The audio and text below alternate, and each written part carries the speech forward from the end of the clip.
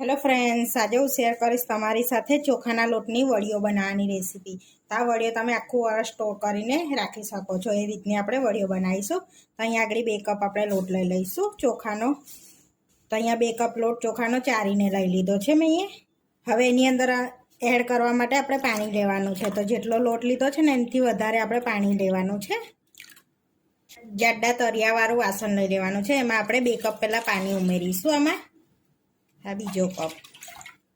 હવે આને આપણે ગેસ પર મૂકી દઈશું. તો અહીંયા આગળ ગેસ પર મૂકીને આપણે એને થોડીક વાર ગરમ થવા દઈશું પાણીને. તો આપણું પાણી ગરમ થાય છે ત્યાં સુધીને આપણે લોટમાં પણ પાણી એડ કરીશું. તો આ લોટમાં આપણે 2 કપ પાણી એડ કરવાનું છે. અને બેટર ગાંઠા વગરનું બેટર તૈયાર કરી લેવાનું છે આ રીતે આપણે. તો થોડું થોડું એડ કરતા જઈશું. 2 કપ જ એડ કરવાનું છે આપણે આ રીતનું. અને ગાંઠા વગરનું બેટર તૈયાર કરી લઈશું આપણે. તો આ રીતે આપણે મિક્સ કરી લેવાનું છે. તો બેટર ગાંઠા વગરનું તૈયાર થશે. ને આટલું પતલું રાખવાનું છે બેટરને આપણે. તો તમે મારી ચેનલને સબસ્ક્રાઈબ ના કરી હોય તો ફટાફટ સબસ્ક્રાઈબ કરી દેજો. તો નવા નવા વિડીયો તમને પણ જોવા પહેલાં મળે. લોટમાં અજમો એડ કરી દઈશું 1 ટેબલ સ્પૂન જેટલો.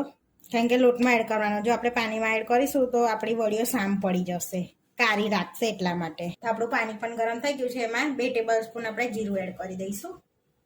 આ બીજી ચમચી, 1 ચમચી તેલ એડ કરીશું આપણે એની અંદર. હવે એની અંદર મરચાંની પેસ્ટ એડ કરી દઈશું. તો 1 નાની વાડકી એડ કરી છે મેં. હવે મિક્સ કરી લઈશું આપણે બધું એમાં આ રીતે સરસ એવું. હવે એની અંદર આપણે ચપટી સોડા એડ કરવાનો છે. બહુ નથી એડ કરવાનો, ચપટી જ એડ કરવાનો છે. હવે આને મિક્સ કરી લઈશું પહેલાં બધું આપણે. હવે થોડું થોડું આપણે બેટર એડ કરતા જઈશું અંદર આ રીતે. અને હલાવતા રહીશું બેટરને આ રીતે. ને આ સમયે ગેસ આપણે ધીરો રાખીશું. તો તમે વધારે ક્વોન્ટિટીમાં બનાવતા હોય તો એ પ્રમાણનું લેવાનું. તમે 1 તપેલી લો તો 4 તપેલી પાણી લેવાનું છે એ રીતનું.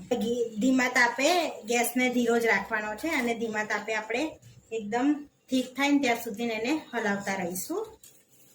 તો આની અંદર મરચું તમારે તમારા ટેસ્ટ પ્રમાણે એડ કરવાનું છે. હવે સ્વાદ પ્રમાણે મીઠું એડ કરીશું. તો 2 ટેબલ સ્પૂન જેટલું અત્યારે એડ કરે.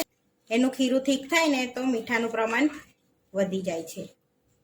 તો આપણે 5 થી 7 મિનિટ જેવું થઈ ગયું છે. જોઈ શકો છો સરસ ખીરું આપણું ઠીક થવા લાગ્યું છે આ રીતનું. સરસ આપણું ખીરું એકદમ ઠીક થઈ ગયું છે આ રીતે ને. તો જોઈ શકો છો સરસ એવું. તો હવે આપણે એને ચેક કરવા માટે આ રીતે થોડુંક પ્લેટમાં લઈ લઈશું આ રીતે. અને એને આ રીતે કરીશું. તો જો નીચે નથી પડતું એટલે આપણું ખીરું રેડી છે. આપણું ખીરું રેડી થઈ ગયું છે, જોઈ શકો છો સરસ. હવે થોડુંક એને ઠંડુ થવા દઈશું આપણે, જેથી આપણને પાડતા ફાવે વડીઓ. તો આપણું ખીરું સરસ એવું ઠીક થઈ ગયું છે આ રીતનું, જોઈ શકો છો. અને થોડુંક ઠંડુ પણ થઈ ગયું છે. હવે આપણે વડીઓ પાડવા માટે આ રીતની ગોદડી છે ને એની અંદર પાડવાની છે. ને આગળ આ રીતની પાઇપિંગ આવે છે એની અંદર. હવે આપણે આ ગોદડીમાં ભરી લેવાનું છે બેટરને. હવે આપણે ગોદડીમાં ભરી લઈશું બેટર. આખી ગોદડી ભરી દેવાની છે. રીતે આપણે ગોદડીમાં ભરી લેવાની છે. હવે આ રીતની પોલિથીન પર આપણે એને આ રીતની પ્રેસ કરીશું એટલે આ રીતની પડશે. તો આ રીતનું ફૂલ પાડવાનું છે આપણે એની પર. આ રીતનું ફૂલ પાડી લઈશું. તો જુઓ આ રીતનું ફૂલ પડે છે એની અંદરથી. જુઓ આ રીતનું ફૂલ પડશે. આ રીતે પ્રેસ કરીને આ રીતે ખેંચી લઈશું એટલે આ રીતનું ફૂલ પડશે. બધી વડીઓ પાડી દીધી છે.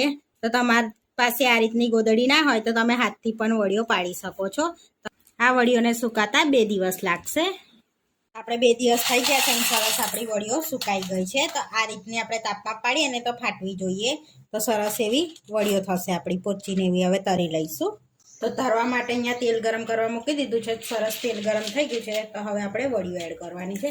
આ વડીઓને ફાસ્ટ ગેસે જ તરવાની છે સરસ એવી આ રીતે પલટાઈને. તો જોઈ શકો છો કે એટલી સરસ એવી અને ઉજરી પણ થઈ છે આપણી વડીઓ. હવે તેલ નિતારીને આપણે બાઉલમાં લઈ લઈશું અને બીજી પણ તરી લઈશું આ રીતે. તો આપણે આ વડીઓને બધી તરી લીધી છે.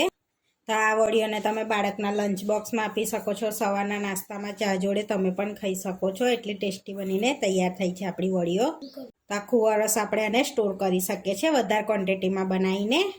આપણી ચોખાની વડીઓ બનીને રેડી થઈ ગઈ છે. તો તોડીને બતાવું તો સરસ એવી પોચી ને રૂ જેવી થઈ છે. જુઓ પોચી છે. આવા વિડીયો જોવા માટે મારી ચેનલને સબસ્ક્રાઈબ કરો, લાઇક કરો અને શેર કરો અને તમે જરૂરથી ટ્રાય કરો. ફરી મળીશું નવા વિડીયોમાં. કોમેન્ટ કરીને જરૂરથી જણાવજો કે તમને આ મારી રેસીપી કેવી લાગી.